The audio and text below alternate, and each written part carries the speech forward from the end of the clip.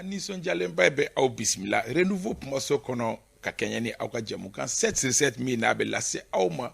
dogokun sibiri 7/7 ye jamukan e mi be wele bla kunafundila au ma kanu dado jamana kungan kola amba do ka fo dogokun ngono kunafuni charanga anye damado no sukandi ka se ka hakilina di olukan obe talike Burkina Faso Mali temene ko la Guinée temene ko fanga d'Afrique ra Burkina Faso kari temene anye dogokun bega apmala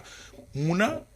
fanga d'Afrique seginendo kana anga franfina worodugu ya fanfe munde be kana nai amena anendo oni nyonche ka hakilina mirike o kan nambora yenno Mali geleya hukumu kono alno ya soro gerende dona Mali ni CEDEAO yere ni nyonche amanye mi ko Union africaine ne oye ambe sans fait tonye oye ma kerengrene blakana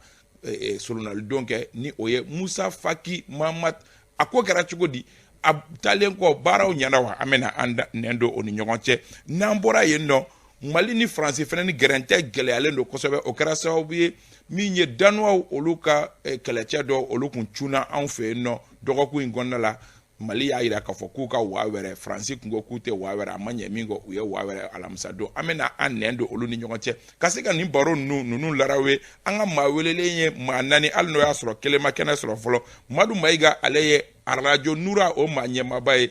kromadu assalamu alaikum. Salam, Issa Kaba, bonjour. Bonjour. Amberi Nouveau TV, la mebana fleba bef. Adjarouye. Voilà. Abdraman Dougouré, aleye la sirène au Manyama et la sirène te gafé Dougouré, Jamanais, Konanga, Abdraman Chienfola, et Niekase, Anga Keneka, Alnoya sur un thème Malou Chienfola. Abdraman, il n'y a pas. Namani Sokoma, Issa ni Sokoma. Adjaranye, Ka Ibissimila, Anga Pumasokon. Merci beaucoup. Merci. En la Fabeka Nadia, Mebela Jadon. Adjaranye. La Sine Boadjara, ale Kunafundila, Ngasisa, Alebe.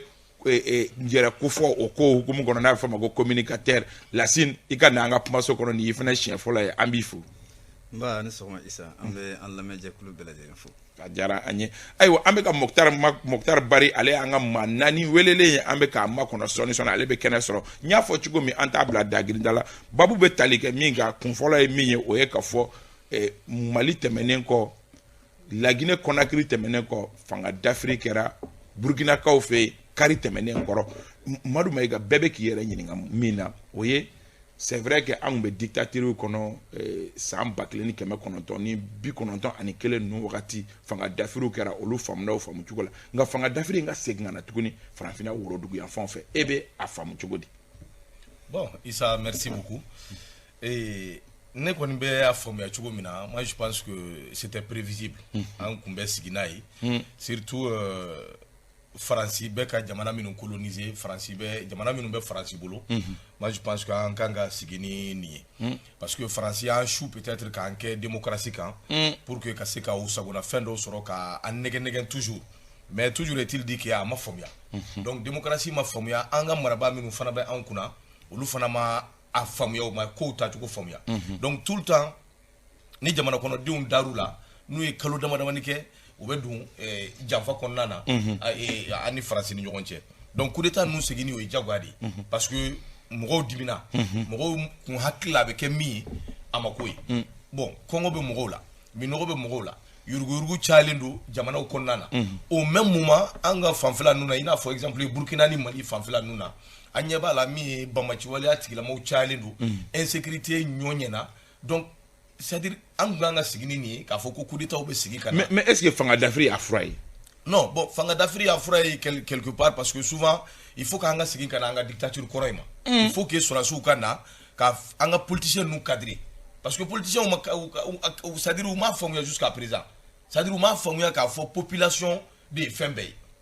pour eux ulu nunjuru be mo minu ngolo no yetu abu o de se ko protéger ay ame segna donc c'est ça le problème Dougouré e ba analyser chugodi ka fo c'est vrai que 91 no wakati fanga d'Afrique kumbe mo ko ko dictateur do mais entre la démocratie kono anga segna na o fanga d'Afrique le ngono e ba analyser chugodi Isa ni ngali njara nyako sobe ne yakila ne masomo rumega ko mama ko sobe ka sababu ke na ko anga surasu la segna kana jamana mine politique mogo la pour ka jamana de cadre ne akilina e ka fo surasu me fangalaw a surasu jamana fanga ka teme Moussa Traoré fanga ki ano sanjoli ano ye surasi o be fanga Blaise ku ye surasi Blaise ku ye surasi olu be sanamaru ka jamana ko anu ka kewalu wi mais ne hakili la ko in ka dun kosɛbɛ ne bolo i kɛra sɔrɔsi o i ma kɛ sɔrɔsi o mɔgɔ fɛn bɛɛ n'a ka jamana mara i kan k'i hakili to i nakun na i nakun ye mun ye fɔlɔ i kan k'i hakili to jamana gɛlɛyaw la parce que an y'o de jateminɛ mɔgɔ fɛn bɛ na après u bɛ ɲina u nakun yɛrɛ kɔ n'i ye a jateminɛ Mali la yan nɔ mun de ye mankan wuli kɔsa in na Mali an bɛ se k'a fɔ ko Mali ni Côte d'Ivoire Mali ni asafurula Mali ni Burkina ta ye kelen ka sababu kɛ mun na an bɛ se ka jateminɛ a y'a fɔ Umaru Mayiga fɛ Bamaci walew cayara mais est-ce que an ka jamana ɲɛmɔgɔ tun bɛ ka fɛn kɛ walasa ka Bamaci walew dan sigi o la o ye fɔlɔ ye filanan an y'a ye jamana gɛlɛyara jamana gɛlɛya mɔgɔw bɛ bɔ kuma bɛɛ k'a fɔ jamana bɛ ka gɛlɛya solution tɛ ka ɲini a la et pourtant n'i y'a jateminɛ gɛlɛya ninnu fanba caman bɛ yen nɔ dɔ bɛ se ka bɔ a la n m'a fɔ k'a bɛ se ka ban dɛ fan bɛ se ka bɔ a la parce que gɛlɛya fanba ninnu caman an yɛrɛ ka mɔgɔw ka ko laɲininen don donc an bɛ se k'a fɔ Mali ni Burkina ta ye Bamaci wale u ma dankari ko la gɛlɛya ko u ma dankari o la mɔgɔw wulila ka mankan kɛ walasa o kɔfɛ o nana bɔ nin na Guinée ta an bɛ se ka Guinée ta mun ye Guinée ta la ta n'a y'a jateminɛ Guinée an bɛ se k'a fɔ ko c'était la première fois a siɲɛ fɔlɔ kun élection organisée k'a fɔ président démocratique ka na Blaise fɛnkɛ nana Alpha Condé nana bɛɛ tɛgɛrɛ fɔ Guinée bɛɛ kun kɔntana parce que bɛɛ ye k'a fɔ Alpha Condé kun sera ka kɛ jamanakuntigi a kun bɛ ka a ye kɛlɛ kɛ walasa ka na ka démocratie la démocratie nana et Alpha Condé kelen tilala ka na tuguni k'a fɔ ko k'i bɛ sariyaw yɛlɛma tuguni k'a k'i ka gisi donc an y'a ye mɔgɔw wulila ka minɛ tuguni dankari kɛra la donc il faut ka résumer il faut que mɔgɔ minnu bɛna fanga la u k'a dɔn k'a fɔ u nakun ye jamanadenw ye ayiwa Lasine Bois o ɲininkali kelen don e b'a analyser cogo di an bɔlen kɔ fanga dafiriw la ko parce que ko dictature tun b'an kunna an nalen démocratie la o fanga dafiri kelenw ka tila ka na tuguni e b'a analyser cogo di Mali Guinée Burkina an bɛ se ka hali Tchad fara a kan Isa i ka nin ɲininkali diyara n ka mɔgɔ fila fɔlɔ minnu tɛmɛna moi j'abonde un peu dans le même sens que ces deux en réalité coup d'état ninnu seginni ka na an ka jamana kɔnɔ ne t'a bɔ an ka faamaw ka kɛwale la parce que n'i y'a jateminɛ coup d'état kɛra ninnu fɛn o fɛn na ne u élula le démocratiquement jamana kɔnɔdenw de tɛgɛrɛ fɔ k'u layɛlɛ o jamana kɔnɔden kelenw olu tilara ka tɛgɛrɛ fɔ k'u lajigin o bɛ se ka kɛ cogo di parce que n'i y'a jateminɛ a fɛn o fɛn élula u bɛɛ élula ni pourcentage caman de i b'a sɔrɔ 100 sarada la 60 70 fo ka se 80 ma u y'o sɔrɔ u y'o de sɔrɔ bon o jamakulu bɛ se ka e ta ka i sigi u kunna cogo di k'a fɔ de o suma k'o dugumajɛ k'o jamakulu kelen ka tila ka kule k'a fɔ de an kun filila donc ça veut dire que quelque part i ye jamakulu min ye élu i y'u trahi de donc moi je pense que an ka faamaw n'u yɛlɛla fanga na u bɛ ɲinɛ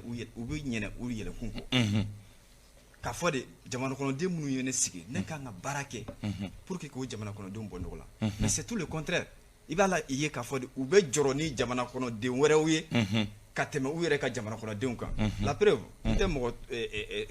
tɔgɔ fɔ n tɛ su kɔrɔ fɔ mais an y'a ye dɔw bɛ taa kasi jamana kɔnɔden wɛrɛw sa su kunna k'a sɔrɔ mɔgɔ 100 yirika bɛ ka faga u yɛrɛ ka jamana kɔnɔ yan nɔ an m'u sɔgɔsɔgɔ kan mɛn donc o ye fɛn dɔ ye a bɛ mɔgɔ kamana gan donc je pense que coup d'état ni nali n t'a fɔ n ko fɛn ɲuman don mais a bɛ fɛn dɔ de yira a b'a yira k'a fɔ de ɲinifɛnw ma sabati o de la mɔgɔw bɛ nimisa an ka faamaw u ka sigili la ayiwa Mokhtar Bari ye kɛnɛ lasɔrɔ Mokhtar Bari ale ye correspondant de presse ye a bɛ baara kɛ kɔkan kunnafoni cari sira caman ye nka particularité min b'ale ta la c'est que Mokhtar Bari ye malien burkinabé Mokhtar ka fanga dafiri n'a bɛ fɔ ma ko coup d'état k'o segin ka na an ka farafin jamanaw kɔnɔ e b'a ye cogo di bon an sɔgɔma fɔlɔ foli diyara n ye voilà ayi Bobo Julaso bamanankan b'i da mais an b'an débrouiller n'a ye bon ni fanga dafiri kɛra Burkina bon il faut dire que surprise tɛ quoi a ma mɔgɔ surprend parce que n'an y'a ye insécurité min tun bɛ Burkina et puis sɛgɛn min tun bɛ Burkina surtout attaque laban min kɛra Inata voilà donc o ye en tout cas finitigiw dege kosɛbɛ donc ni coup d'état ma moko ama bal moko la mais mon va expliquer abe globalement Malita la Guinée ta Burkina ta voilà ni a fait fana abi dépend anga nyamoko la parce que ni la Guinée ta ye am se ka fo min na ni coup d'état ye o kera coup d'état constitutionnel o kera troisième mandat ye Mali ni Burkina ta o kera terrorisme ni en tout cas insécurité lo nana no ye et fana naya lajɛ an ka jɛkuluba min ye CEDEAO ye bon olu fana tun kan ka o ka fɛngɛ ɲasin bonne gouvernance ma bon n'a y'a ye communauté internationale ni fɛn kɛra dɔrɔn o bɛ fɛn kelen min fɔ élection retour à l'ordre constitutionnel mais détournement ani mal gouvernance ani insécurité o tɛ foyi fɔ la donc ne akili la wolo bina ni gɛlɛya ninnu bɛɛ Madu Mayiga ɲininkali ye min ye est-ce que anw pɛrɛlen don démocratie kama bi oui justement Issa an pɛrɛlen don a bɛɛ kama mais faamuya cogo de don c'est-à-dire an ka mɔgɔ minnu bɛ yen minnu hakilila k'a fɔ k'olu ye mouvement démocratique nabagaw ye jamana kɔnɔna na c'est-à-dire olu y'a minɛ k'a bila minɛn min kɔnɔ a bɛ bila o minɛn de kɔnɔ quoi n t'a dɔn n'i y'a faamuya faamuya cogo dɔrɔn de don sinon c'est-à-dire an ye balugu de ye o an ye balugu de ye tubabu minnu donna démocratie la u t'a ɲɛ ni diɲɛ foyi ye faamuya ko sira fɛ mais an ka démocratie tɛ ka marcher oui an ka justement n y'o de fɔ peut-être n dɔgɔkɛ Dugure m'a faamuya kosɛbɛ c'est-à-dire mɔgɔ tɛ nisɔndiya ni militaires nali ye fanga la militaires ka baara bɛ yen minnu kan ka fanga mara olu ka baara bɛ yen mais à quelque chose malheur est bon c'est-à-dire minnu kan ka fanga mara minnu kan ka baara kɛ pour que démocratie yɛrɛ ka faamuya n bɛ exemple min d'i ma wari min bɛ di parti politique ma kɔrɔlen a di kun ye mun ye c'est pour expliquer aux gens ka mɔgɔw former k'u labɛn k'u préparer ka démocratie faamuya mais an ka bɛ taa sira wɛrɛw de fɛ donc mentalement ça va pas sinon anw yɛrɛ population min filɛ nin ye on accepte on est prêt ka fɛn dɔ ka ɲɛfɔ an ye an k'a faamuya an ka tɛmɛ a sira fɛ par exemple tu envoies démocratiquement n'i y'a ye coup d'état o bɛ caya i bɛ militaire ta k'a bila ka taa au front i b'a ni tubabuw ka militaire comparer mais mun b'a ni ɲɔgɔn cɛ u t'a ɲɛ cɛya u t'a ɲɛ foyi la mais minɛnko sira fɛ ça va pas wari min bɛ di ko k'a don minɛn fɛ a tɛ don da fɛ donc nin bɛɛ de dimi ni fɛnw bɛ nana ye nous on veut que ninnu hakilila k'a fɔ la sécurité olu de bɛ se ka assurer les militaires donc u b'a assurer cogo min u k'a assurer o cogo la mais au même moment politiciens ka bila u ka démocratie ɲɛfɔ hali bi mɔgɔw ye démocratie ye mun ye pour que a ka faamuya sinon faamuya cogo dɔrɔn de don an pɛrɛlen don Dugure an b'a ye k'a fɔ jamana wɛrɛw kɔnɔ gɛlɛya mana na cogo o cogo a tɛ taa fanga dafiri la an y'o gɛlɛyaw ye Europe jamana la an y'o ye Asie jamanaw la mais anw fɛ yen nɔ gɛlɛya mana na dɔrɔn idée fɔlɔ bɛ na o ye ka fanga dafiri est-ce que anw pɛrɛlen don démocratie kama bon parce que an hakili la k'a fɔ n'an ye fanga dafiri o ye solution ne kɔni bolo o tɛ solution ye i n'a fɔ i y'a fɔ cogo min na Europe jamanaw na gɛlɛya bɛ kɛ mais fanga tɛ dafiri o bɛ cogo min na Europe n'i y'a jateminɛ farafinna jamana dɔw bɛ yen nɔ ne b'a dɔn diɲɛ bɛ wuli a ka gɛlɛn k'a fɔ k'u bɛ fanga dafiri parce que hali n'u wulila k'u bɛ fanga dafiri fanga sinamatɔnw yɛrɛ b'a fɔ k'a fɔ k'u ma sɔn fanga dafiri ma n bɛ misali di Sénégal la ne b'a dɔn bi bi in na n'a fɔra k'u bɛ coup d'état kɛ Sénégalais opposants bɛ wuli les opposants vont s'opposer catégoriquement au coup d'état tɛ kɛ parce que anw hakili la coup d'état ye solution de donc pour que k'i ka ɲininkali jaabi sisan nɔ ne bolo démocratie a tɛ se ka démocratie fɔ n'an ma kuma ni bonne gouvernance donc tant que bonne gouvernance ma sigi an ka démocratie tɔ k'a jɛ a tɛ taa yɔrɔ si coup d'état an bɛ taa o de la waati bɛɛ ayiwa Lasine Bois o ɲininkali kelen don est-ce que an ka worodugu yan fan ninnu kɔnɔ est-ce que an pɛrɛlen don démocratie kama parce que an dɔw bɛ coup d'état 5 dɔw bɛ 6 la dɔw yɛrɛ bɛ 8 na Issa en fait démocratie an ka problème ni démocratie ko problème tɛ o démocratie bɛ anw bara yan nɔ depuis lawale o kurukanfuga kɛra yan nɔ tubabuw y'a sɔrɔ sigikafɔ bɛ anw bara yan nɔ anw bamananw yɛrɛ b'a fɔ an ka fɔ la ko sigikafɔ ye damuya siga t'a la ça veut dire que la pluralité d'opinion la o bɛ anw yɛrɛ ka taabolo la yan nɔ donc o ye démocratie sun fɔlɔ de a ju fɔlɔ yɛrɛ o ye fɔlɔ mais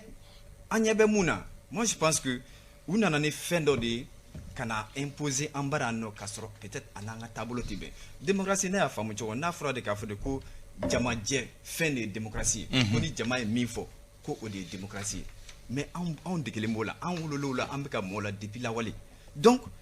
tubabuw nana ni fɛn ye min ni olu ka société de taabolo ye kelen ye kana fɔ ko anw ka o kɛ an ka taabolo diyagoya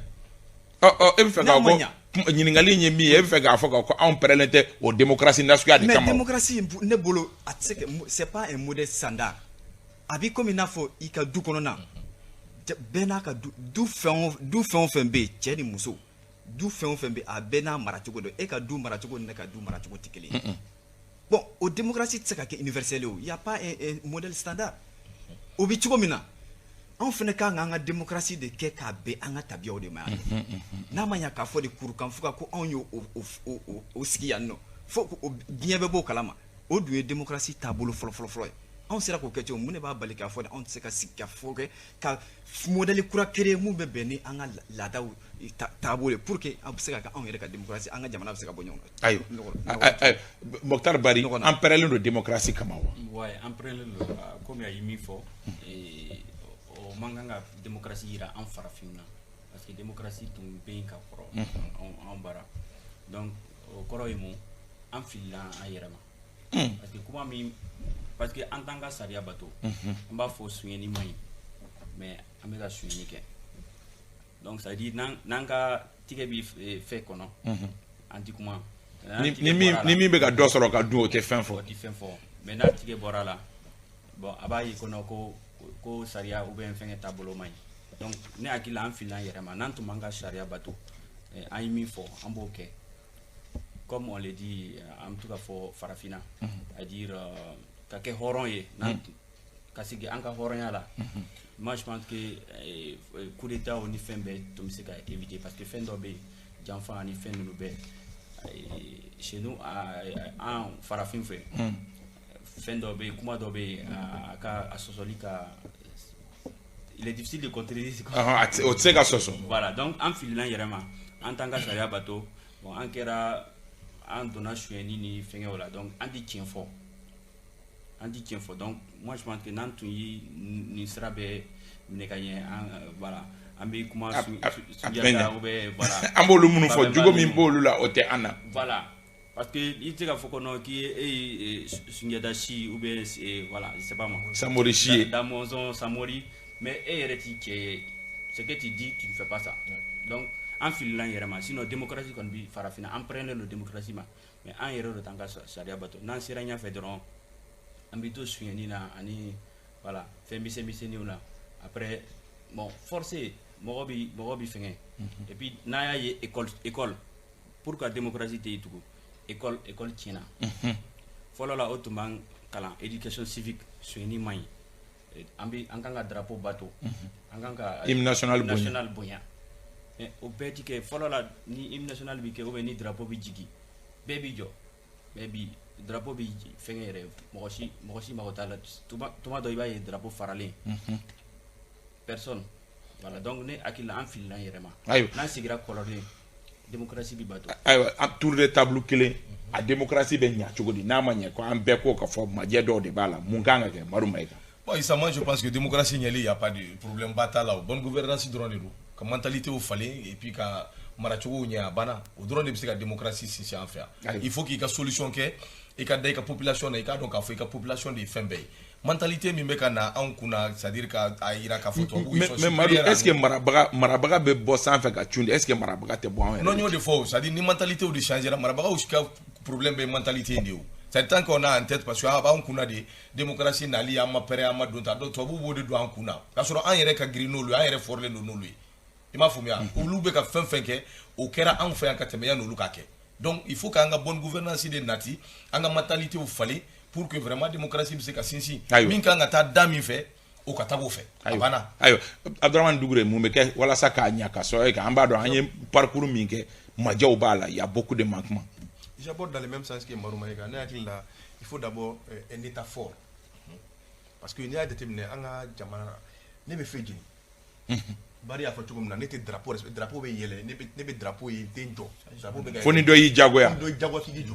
donc il faut un état fort et puis il faut un changement de comportement malien kan ka falen africain kan ka falen n bɛ fɛ ka fɔ k'u bɛ ka kɛ yɔrɔ min na bɛɛ kan ka falen an bɛɛ kan ka falen et puis un état fort. ayiwa Lassine Bois an kan ka mun kɛ. c'est très simple hein f'an ka segin an yɛrɛ de ma tour de table na pratiquement bɛɛ ka point de vue kelen o la i k'a dɔn n'i ye i ka taxi sara a bɛ kɛ ka faso de jɔ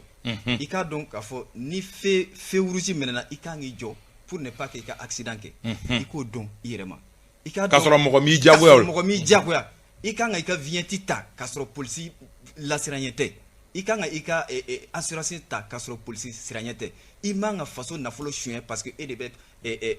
service da ni faamaya la bi i k'a dɔn k'a fɔ mɔgɔ wɛrɛw de dabalo ye o mɔgɔ wɛrɛw ye de dabalo le sɛnɛkɛlani mun bɛ a ka foro kɔnɔ n'a ka dabani kurunin ye ou bien ni a ka n t'a dɔn n b'a fɔ a ka jardin kɔnɔ son fɛn ye o ka nisɔngɔ de taara k'a fara ɲɔgɔn kan ka n'a bila trésor la k'a fɔ de faso nafolo de filɛ nin ye o kalifara e la k'e ka baara kɛ n'o ye walasa dɔ bɛ se ka dɔgɔtɔrɔso bɛ se ka jɔ ekɔliso bɛ se ka jɔ pour que a se ka lafiya don jamana kɔnɔ cogo min na n'e dɛsɛra k'o kɛ donc démocratie tɛ se ka taa tant que an ma nin taabolo ninnu yɛlɛma a ti da mɔgɔ kelen ma o ka ta faama na fo ka na se wotoro pusela ma an bɛɛ de ka jugo falen bɛɛ de kan ka e tun bɛ fɛ ka fitinin fɔ kuma dɔ fɔ ka fara kɔrɔ ta kan a y'o fɔ cogo min na k'a fɔ ko bɛɛ kan ka faamu i kan ka mun kɛ n'o kɛra n'i m'o kɛ i ka ɲangi a y'a fɔ cogo min na k'a fɔ ko i kan ka dɔn k'a fɔ i man ka fɛn jeni a hakili la bi na n'a fɔra ko mobilitigi n'i ye fɛn jeni 1000 i b'a sara diyagoya i b'a sara mobilitigi tɛ fɛn jeni dabila a b'a dabila mototigi n'a fɔra k'i ye fɛn jeni 5000 i b'a sara e hakili la mototigi tɛ fɛn jeni dabila donc ne bolo il faut ça et plus un état fort si l'état est fort là Mali an bɛ changer état fort dans les conditions parce que n'i man ka fɛn jeni n'i y'a jeni i bɛ 1000 sara si tu sais que hali n'i y'a jeni n'i ye 1000 ou bien 2000 waa fila di i bɛ tɛmɛ donc c'est ça c'est-à-dire il faut changer de mentalité le comportement là o de ye fɛn bɛɛ ye quoi mun kan ka kɛ en tout cas bɛɛ ye min fɔ an kan ka sariya bato an kan ka an ye min fɔ mais dɔw b'a fɔ ko institution k'an ka institution fana an ka constitution Barack Obama ye min fɔ nin o fana ye tiɲɛ ye pour que a ko farafinna on n'a pas besoin d'hommes forts on a besoin d'institutions fortes même si hali ni pour que ka institution ɲanama sigi il faut un homme fort o fana ye Blaise Compaoré ka côté ye quoi bon il faut ni cɛfari tɛ ko dɔ bɛ yen a bɛ tɛmɛ bon mɔgɔ tɛ se ka bato quoi parce que pour que ka institution ɲanama sigi ni cɛfari tɛ ni cɛ gɛlɛn tɛ o fana ka gɛlɛn donc ne hakilina na min kan ka kɛ an kan ka éducation civique an kan k'o bɛɛ degi policiw kan ka mɔgɔw ladɔnniya circulation mɔgɔw ladɔnniya voilà a kana kɛ polisi min b'i tugu ka to i bɛ taa fili la k'a sɔrɔ ka wari minɛ i bolo voilà c'est à dire i bɛ se ka taa fili la a b'i wele ka i ladɔnniya école maîtriw olu fana kan ka o jija o fana bɛ baara ɲanama na donc olu fana kan k'o jija ka denmisɛnninw ladege parce que démocratie ani ni fɛn sugu ninnu bonne gouvernance a bɛɛ bɛ daminɛ école la depuis denmisɛnninnama il faut que i k'a dɔn depuis denmisɛnninnama donc an kan ka en tout cas kɔrɔlen an kan k'o ladege école dɔrɔn tɛ hali so voilà parce que an tɛ se ka fɔ ko non ko ministre man ɲi ou bien maire man ɲi mais an yɛrɛ bɛ ka wuluwulu ji fili carré kɔnɔ et puis voilà quoi donc ne hakili la an kan ka an ye min sɛbɛn parce que n'i y'a filɛ Mali ni Mali ka constitution filɛ ou bien texte filɛ a ka ɲi c'est très bien Mali jamana min ye min sɔnna ko ni Union africaine farara olu b'o ka hɔrɔnya di Union africaine ma donc ça c'est un des rares pays c'est farafinna donc fɛn bɛɛ bɛ yen texte bɛɛ bɛ yen mais il suffit ka an ka appliquer dɔrɔn ayiwa an bɛ taa ɲɛfɛ an ka débat kɔnɔna la an y'a fɔ k'a fɔ ko an ka babu filanan o bɛ tɛmɛ tali kɛ gɛlɛya min bɛ Mali ani CEDEAO ni ɲɔgɔn cɛ a gɛlɛya gɛrɛndɛra ka se hakɛ dɔ ma fo Union africaine ye mɔgɔ kɛrɛnkɛrɛnnen bila ka na mɔgɔ kɛrɛnkɛrɛnnen min ni o ye Musa Faki Mahamat n'ale ye Union africaine yɛrɛ commission président ye a ka kuma kɔnɔ Lassine Boua a ko k'a nana Maliyɛnw lamɛn est-ce que baara taabolo ma falen ka sɔrɔ kɛ gɛrɛndɛ kɛra ani CEDEAO cɛ est-ce que ɲɔgɔn lamɛnbaliya ma na ni gɛrɛndɛ ye Isa o kuma nin o tiɲɛ bɛ kɛnɛ kan o tiɲɛ bɛ kɛnɛ kan pourquoi depuis coup d'état kɛra ni Assimi n'a ka mɔgɔw nana u ye hakilina damadɔ ɲini CEDEAO fɛ n'o fɔlɔ yɛrɛ ye k'a fɔ de u bɛ fɛ élection bɛ organiser mais a ka organiser waati kɔnɔ u bɛ se ka waati mun tenir o kuma taara wolo prolongation ko kuma la mais CEDEAO ma sɔn k'i tulo don kuma nin kɔrɔ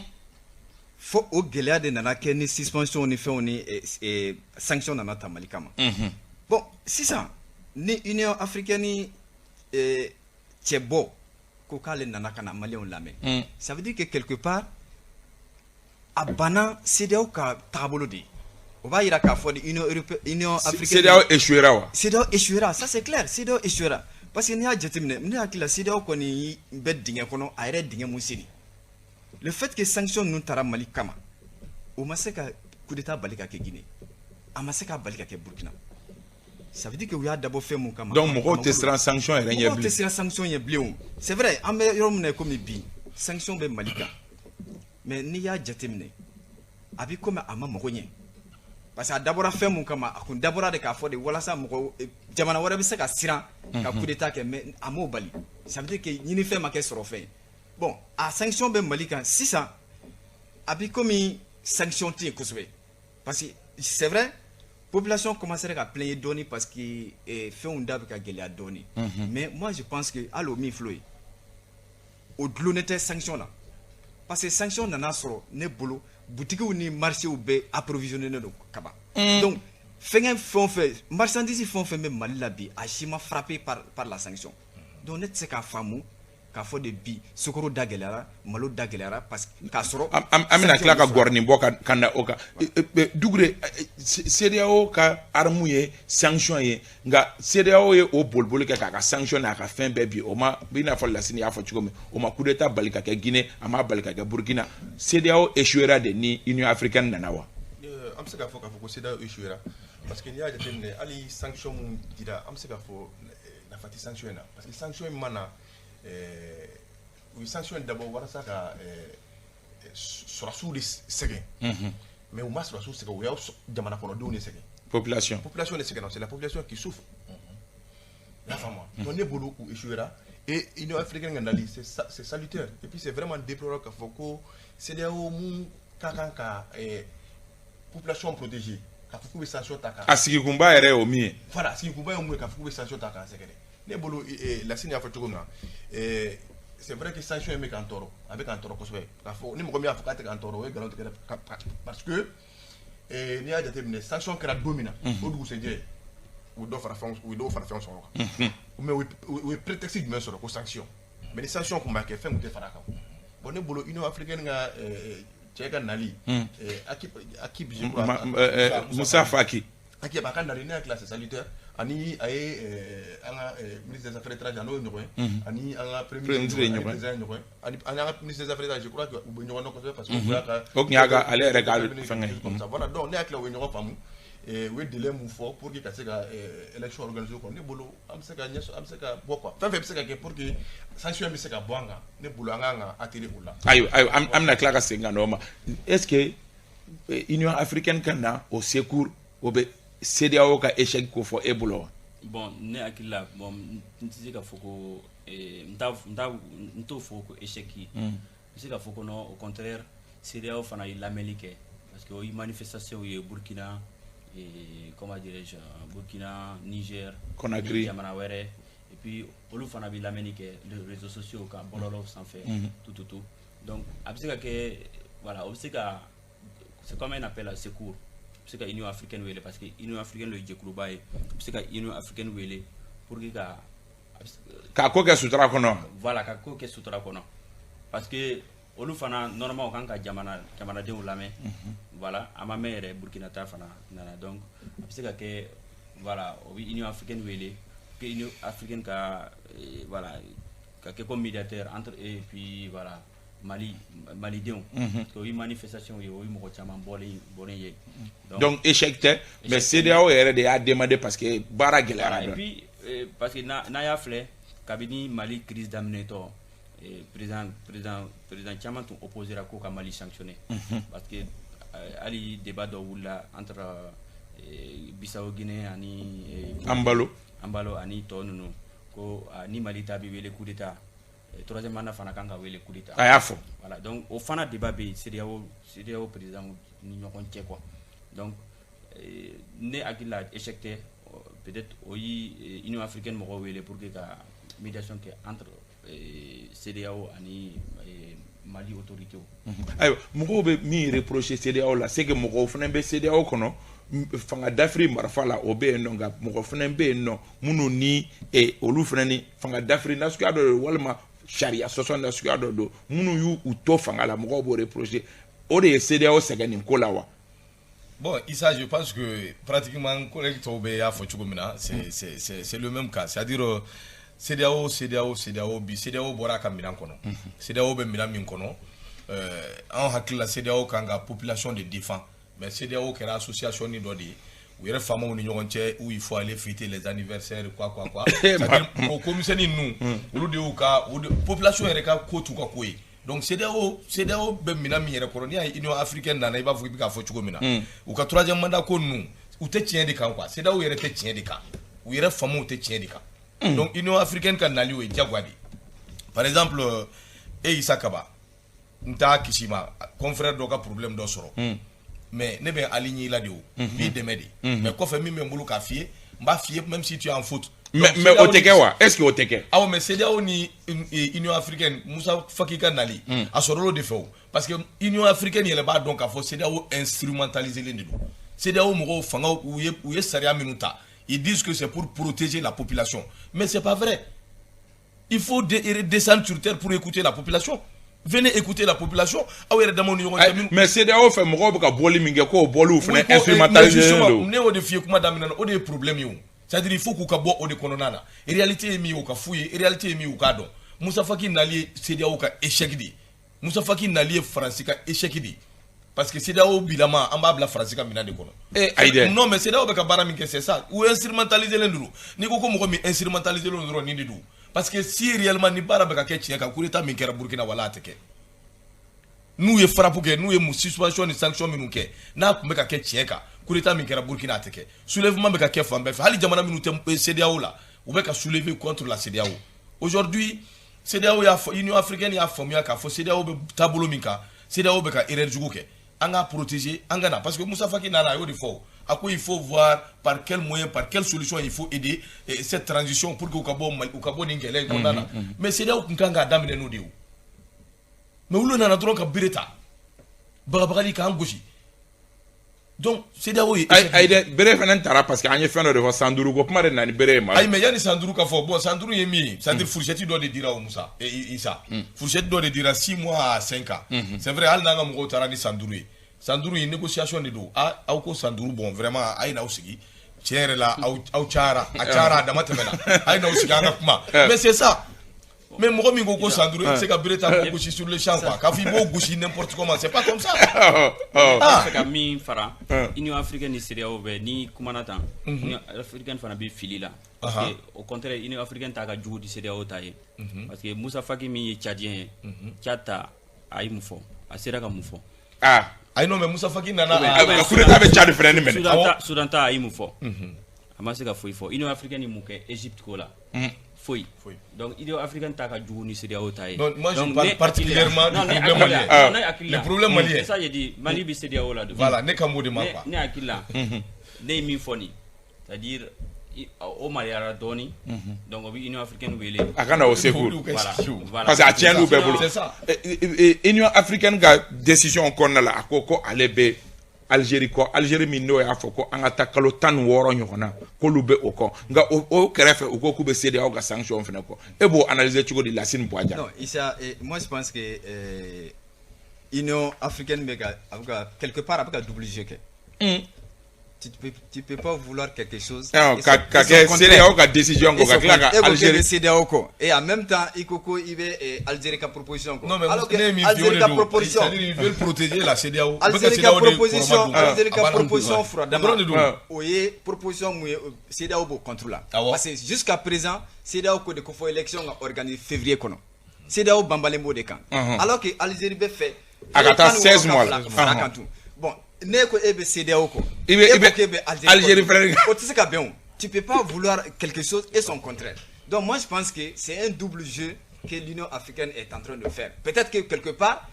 elle-même se sent un peu engluée aussi parce que Bari a fait ça. Coup d'état au Kera Tchad.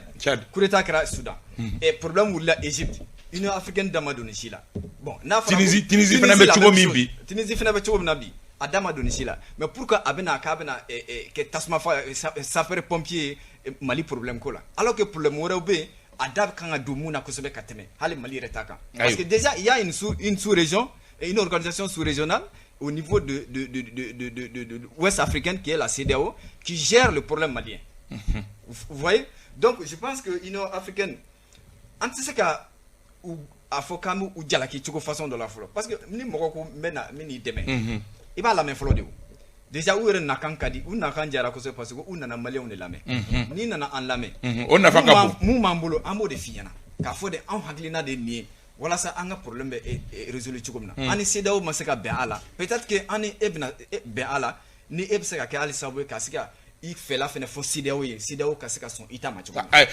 L'Union africaine, c'est vrai que Tchèna Kankera amène au lame au Djaram, mais au Douguma et Abdraman Dougré, Anya Kafo, comment nous compter Yoran solo. Parce que Nago Kabina CDAO soutenu, quand avec CDAO a décision, en même temps, l'Algérie a décision financière. Est-ce que du même en arrangé, non, et quand du mettre en belle? Bon, ne bolo anga munta, c'est que anga datem ne follow. Faut que mon mekanga jamana mara bibina. Quand anga femme kafo, la population souffre malgré un patriotisme. C'est vrai que ambe ulu no kafo vraiment ambe uko, ambe surasuko, ambe surasuko vraiment alu en sanctionner un faute là. Mais au wakati nous kodio, on est soulèvement nous qui par le passé, Gelata. Donc si jamais ni Gelata si jamais Gelata va continuer. Donc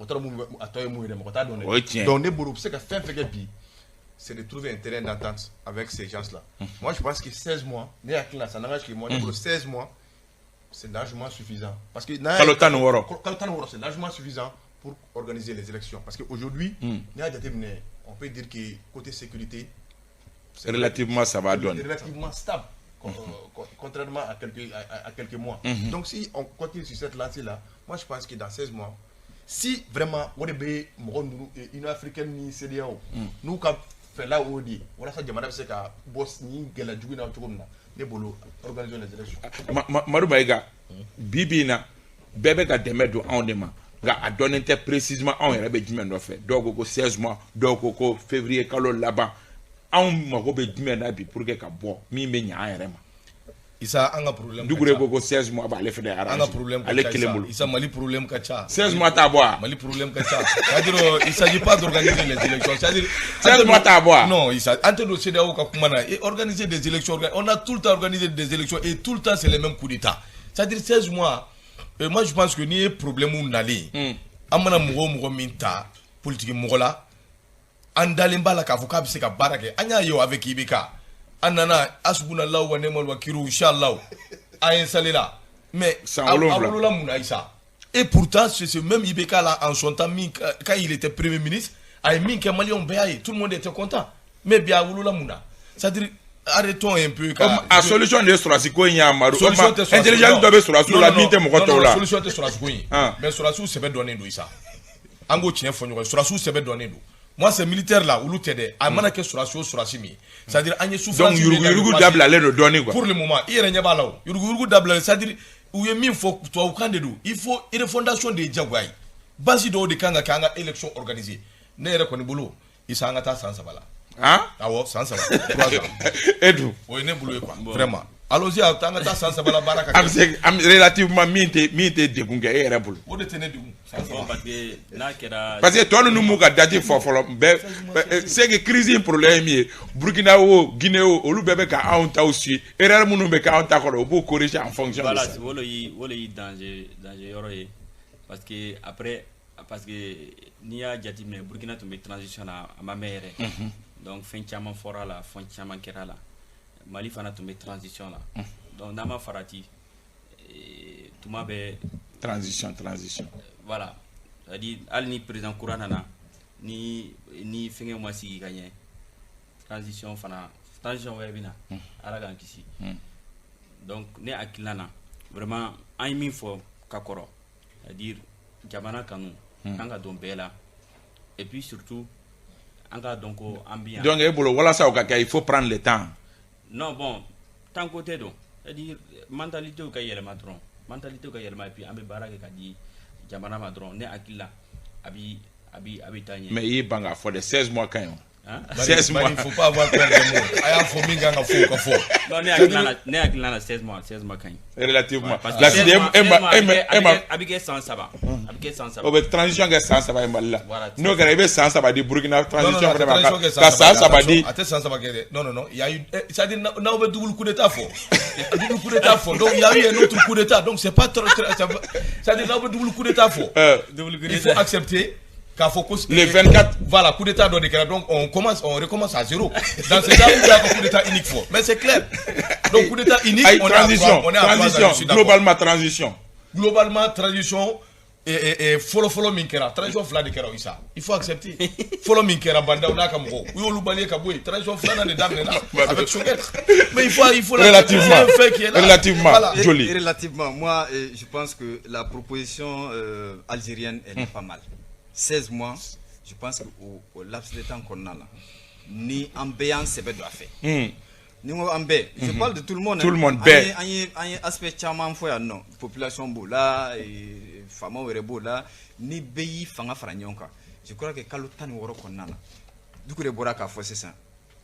Ambe dynamique donc c'est ça. Sécurité avec la canab ka. Akaf sa doni. Akaf sa sans. Kosoba ere. Et to buko ko période yela mana fakele do. Folo on est c'est ça terrorisme ou le kera sirambato et c'est ça. Donc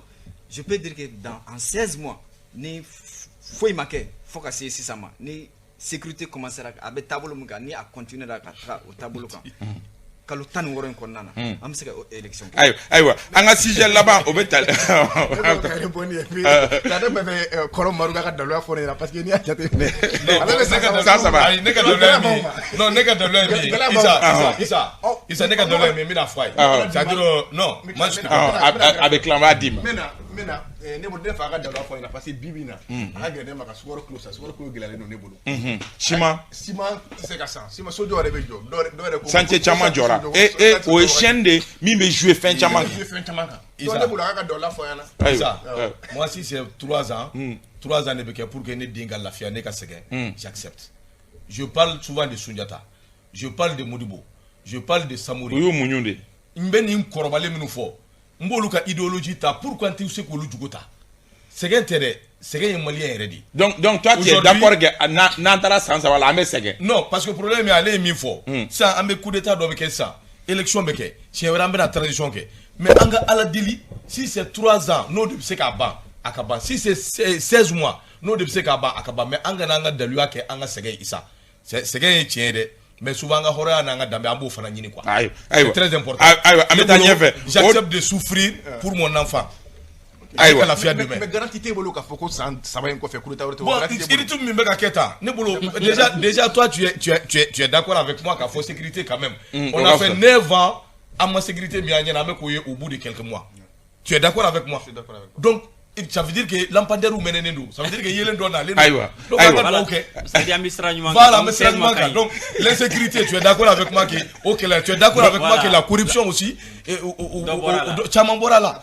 kunu e kume sonka tabali jugoro femi ndi kuma bi srangadi donc ça veut dire que ko be katanye aywa ametanye fe anga babul laban obetali ke kosobe francikaw ani anga gelea ka kaso ke Denmark ka oluka keleche do olu tuna yanno keme ani tan kame ani duru nyogona do apma chara malikaw ko kuku ka wewere kaso ke ko bema ke ko la dugre nimbe famu chugo di eta oni nyongote zango mi fora ko an deme nyogon do deme nyogon ka foko luka seki aye chugo di kuna foni mo sora. Moi je pense que c'est vraiment déplorable. Moi je déplore vraiment cette situation là parce que on sait qu'il faut diplomatie à maki na fora ka fo anga jamana ministre des affaires étrangères ani dans notre na fora pour le nyogon jabi télévision sans fait ne bolo ou réseaux sociaux sans fait ne bolo c'est vraiment déplorable. Ne bolo ni ko nga nokon et dans a fora ku ka ngana andemedi ya famu ou ka force spéciale ku ka ngana kana andemedi maintenant nous ka ngana andemedi maintenant on rebolo ni on so parce que les militaires sont mieux placés pour savoir non so va demebe en la fia ou non ça attend la fia on nous ko vraiment na bibina amma ko te Denmark sur là et puis a ko kera chugo mina vraiment fu ma ko tula ko do ko anara chugo mina a ke chugo manya la forme a manqué. Donc non kuma ko parce que ni bolo masi mangan ko lo masi ka fa ko be na mangan ke réseaux sociaux ça fait na so ko ngana de messe de la non so ko ngana de messe de la Au final, c'est très important. Maintenant ils sont mieux imprégnés du sujet, ils savent que nous so ko ngana de messe nous ko c'est kata de bolo ni masi mangana ko masi ka fa ko be nyoko jabi télévision no be réseaux sociaux Bari ne fana akili la c'est à dire hali ni bi mɔgɔ dɛmɛ i kan ka tigi dɛmɛ sutura la et puis i kan ka tigi fana voilà i man kan ka imposer quoi donc ne akili la mais ngu bi ka do force dɔ de kɔnɔ min ye takuba ye hali ni takuba i nana dɔ fɛ moi mais ne akili la nin tɛ danois nɔ nin ye min y'o invité o ko faransi dɔ y'o wele donc ne akili la c'est à dire olu fana y'a ye faransiya la de parce que voilà ni bɛ mɔgɔ kɔni bonya i kan ka tigi voilà i kan ka tigi ɲɛdɔnniya ka fɔ a ɲɛna a karisa an bɛ na yan parce que u ko k'u y'o di voilà ko k'u y'o mɔgɔ bɛ dunan kunnafoni kunbɛn i tɛ se ka na cun mɔgɔ bara hali i ma salamu bila donc i kan ka au moins ka tigi ladɔnniya bon note min bɔra ministère ye note min fana bɔ c'est pas une lettre d'invitation tɛ a ko non ko y'a faamuya ko bɛ ka étudier o y'a fɔ fana ko Pologne ani jamana wɛrɛ fana ta bɛ yen étude la donc sarama d'o ma bon n'aw nana tan ne hakili la olu fana kan ka Mali lamɛn quoi kan ka ɲɛmɔgɔ Mali dirigeant lamɛn parce que n'i bɛ mɔgɔ dɛmɛ i kana essayer k'i b'a lamalo ou bien k'i bɛ ko dɔ k'a la quoi ne hakili la a tun man kan ka se yen o tun kan ka Mali lamɛn et puis ka voie normale suit quoi. Ayo Lassine Issa Mali ni Danemark ka ni incident ne b'a bila mina min kɔnɔ ne b'a bila France ka arrogance de kɔnɔ France de nɔ don pourquoi France de ye force Takuba ale de b'a chapeauter à travers Barkhane force Takuba tɛ dɔwɛrɛ o jamana caman européen jamana caman de o surasu de faralen bɛ ɲɔgɔn kan kana force Takuba créer mais c'est que la France c'est vrai que IBK est lettre ci o Danemark ma k'u kana fara ala ma hinɛ voilà ala ma hinɛ na u kana an dɛmɛ ka terrorisme kɛlɛ mais c'est que les gens oublient IBK n'est plus régime mun ye o régime tɛ yen bilen c'est vrai l'état c'est une continuité mais an bɛ situation min na on est dans une situation d'exception mɔgɔ kura minnu bɛ yen u ko a bɛ ta olu de kɛ damada ma n'olu ko min o de sira bɛ tɔgɔma Faransi e b'o kalama Danemark b'a kalama jamana wɛrɛw b'a kalama parce que bari da magara a la sisan Pologne jamana b'o la Tchécoslovaquie jamana b'o la Roumanie jamana b'o la olu bɛɛ a fɔra olu bɛɛ ɲɛna k'a fɔ k'u ka papier bɛ ka sɛgɛsɛgɛ u ka papier bɛ ka sɛgɛsɛgɛ n'a y'a sɔrɔ u ka sɔrɔsiw an mago bɛ s'u ma ka na Danemark b'a kalama mais le problème est que on t'a déterminé à mago be mina Barkhane de b'a déterminé à mago be surasi na suka mununa o de ko un problème fana la justement ni Barkhane b'a demander k'a fɔ de u mago bɛ mun na mais ni min kan ka na sariya de b'a yira u kan ka Mali kɔni informer k'a fɔ de an bɛ fɛ ka ni an mago bɛ ni surasi hakɛ la a kan ka bɔ ni jamana in kɔnɔ o papier de kan ka sɛmɛntiya Mali fɛ avant que contingent ka na mais o ma kɛ nin na o Maliens bɔra kalama de autorité mɔgɔw bɔra kalama k'a fɔ u yɛrɛ ka tubabukan na ko on a été étonné étonnement k'a ye k'a fɔ de ko contingent danois nana mɔgɔ 100 ani mɔgɔ 5 kana fara force fɛn Takuba kan a ma f'u ɲɛna mais o tɛ se ka kɛ o e tɛ se ka taa mɔgɔ n'i bɛ don mɔgɔ kɔni fɛ yen bari da magara i n'a fɔ kɔni au moins salam aleikum fa tigi k'a dɔn k'a fɔ mɔgɔ bɛ da la ou bien mɔgɔ bɛ fɛ ka don o de kan ka kɛ o c'est une question de bon sens hali n'o ma f'i ɲɛna i kan ka dɔn k'a fɔ i tɛ se ka don mɔgɔ fɛ k'a fɔ de i ma da kɔni kɔngɔ ayiwa Madu mɔgɔw ye a ɲɛdɔnmayɔrɔ de ye ɲɛdɔnna de don e bolo walima Faransi ka jeu de don e bolo Issa n bɛ an ka gouvernement mɔgɔw fo n b'u féliciter parce que u ye maliyɛn y'a ja don an na kosɛbɛ jɔnmaya sugu dɔw bɛ yen an man ka sɔn a ma Issa nin ka jugu ɲɛdɔnniya ye imagine-toi un peu Faransi n'u ka ministres bɛ bɔ ko le gouvernement illégitime et pourtant olu de force Takuba sigi i y'a fɔ cogo mɔgɔ minnu bɛ don a kɔnɔ olu de b'a dɔn nombre min kan ka na olu de b'a dɔn mais nin bɛɛ tɛ se ka kɛ Mali kɔ kan c'est-à-dire le Mali aussi a son mot à dire siga t'a la parce que donc pour te dire que ils sont même pas cohérents dans ce qu'ils sont en train de dire. Le 21 juin 2021, les Danois nous des lettres ci Mali gouvernement, les gouvernement illégitime, les lettres ci nous dema pour leur dire qu'ils veulent venir. Ou bien à contexte du maintenant, condition du maintenant, fait mouni mou de kanga ke pour que Lucas Sekana la fia kono. Au gouvernement il y a fouillé, Anyame, ni lettres de tirama il y a pas de problème. Maintenant on va étudier. Lettres il me étudier et en mars 2020 qui fera disons 2021 qui fera novembre 2021. Que lettres est toujours en étude et que Audronte, Norvège bala, Portugal bala, Hongrie bala, encore. Et à leur grande surprise, et vous voulez dire que ce gouvernement est illégitime. Donc pour moi, Niedoniado, Francisca Baradedou, et bravo aux militaires, à nos gouvernants, la nous sera ou Joro, Haliminte Danemark. Nous nana makumana matanga da madame ka aywa o grande kele ngrasa obi o grande kele ngrasa obi Jean-Yves Le Drian fene puma do fo mini Ablaye Diop yo jabi kunu apuma e bololo bebo iya ye tugodi est-ce que anti euphorie kono fene ni non euphorie parce que en fait Ablaye Diop mi fo a diarane ako Jean-Yves Le Drian mi fo ko ti c'est pas preuve de grandeur